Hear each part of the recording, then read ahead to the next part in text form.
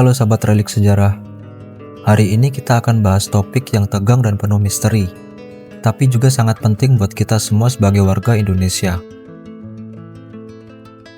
Pernah dengar berita soal Natuna? Kenapa waktu itu sering muncul di media dan disebut-sebut sebagai wilayah yang diperebutkan?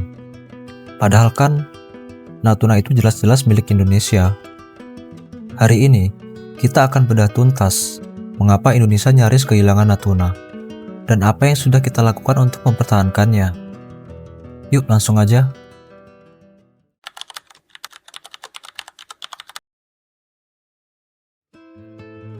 Masalahnya berakar dari klaim sepihak Tiongkok.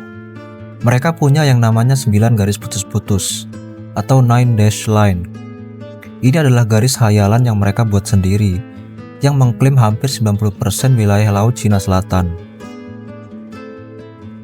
Garis ini ternyata memotong sebagian besar zona ekonomi eksklusif Indonesia di perairan Natuna.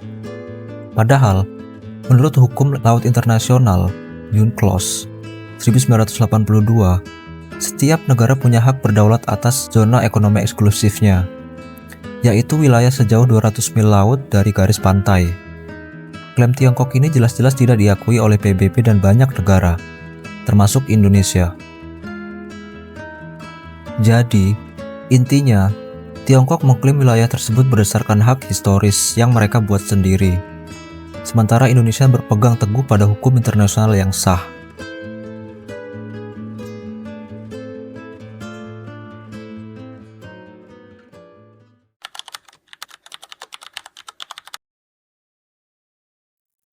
Klaim di atas kertas itu satu hal, tapi di lapangan, ketegangannya lebih nyata.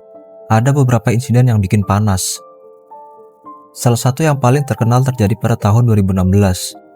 Kapal penjaga pantai Tiongkok nekat masuk ke perairan Natuna dan memprovokasi kapal ikan Tiongkok yang sedang ditangkap oleh KRI Indonesia.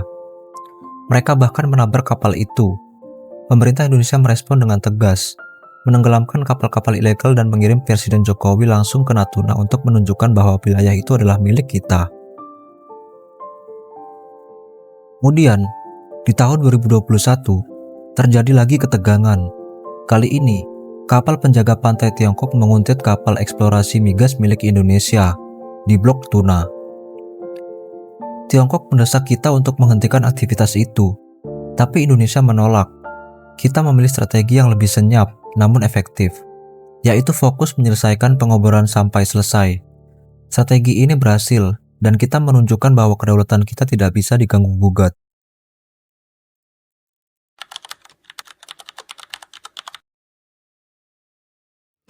Kenapa sih Natuna ini begitu diperebutkan? Jawabannya ada dua, ekonomi dan geostrategis. Secara ekonomi, Natuna itu kaya raya banget. Di sana ada blok Natuna Timur, yang punya cadangan gas bumi terbesar di Asia Pasifik, mencapai 222 triliun kaki kubik. Belum lagi, perairan Natuna adalah lumbung ikan yang melimpah. Siapapun yang menguasainya akan menguasai sumber daya alam yang tak ternilai. Secara geostrategis, posisi Natuna sangat vital.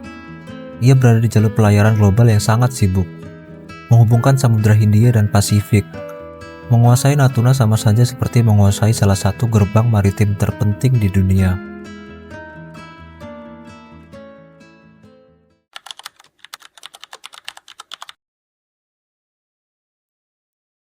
Melihat semua tantangan ini, Indonesia tidak tinggal diam. Kita mengambil dua pendekatan, diplomasi dan keamanan. Dari sisi diplomasi, Indonesia secara konsisten menolak negosiasi terkait klaim Tiongkok.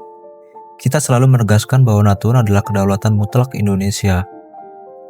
Pemerintah juga selalu melayangkan protes resmi setiap kali ada insiden. Dari sisi keamanan, Indonesia terus memperkuat kehadiran militernya. Pemerintah membangun pangkalan-pangkalan militer baru, menempatkan lebih banyak kapal perang, dan meningkatkan patroli laut. Namun, di sini juga ada tantangan. Beberapa laporan menunjukkan bahwa ada kekurangan anggaran dan peralatan militer yang belum optimal. Jadi, ini adalah pekerjaan rumah besar bagi pemerintah untuk terus meningkatkan kekuatan pertahanan kita. Jadi, kenapa Indonesia hampir kehilangan Natuna? Jawabannya adalah karena adanya klaim sepihak Tiongkok yang tidak berdasar. yang bersinggungan dengan wilayah kedaulatan kita. Namun, Indonesia tidak pernah benar-benar kehilangan Natuna. Sebaliknya, kita terus berjuang dan menunjukkan ketegasan, baik melalui jalur hukum internasional, diplomasi, maupun penguatan pertahanan. Ini adalah bukti bahwa kedaulatan sebuah negara tidak bisa hanya dijaga di atas kertas, tapi harus terus diperjuangkan. Itu dia penjelasan singkat kita hari ini. Gimana? Ada pertanyaan atau pendapat lain? Jangan lupa ditulis di kolom komentar ya. Terima kasih udah nonton video ini sampai akhir. Sampai jumpa di video selanjutnya.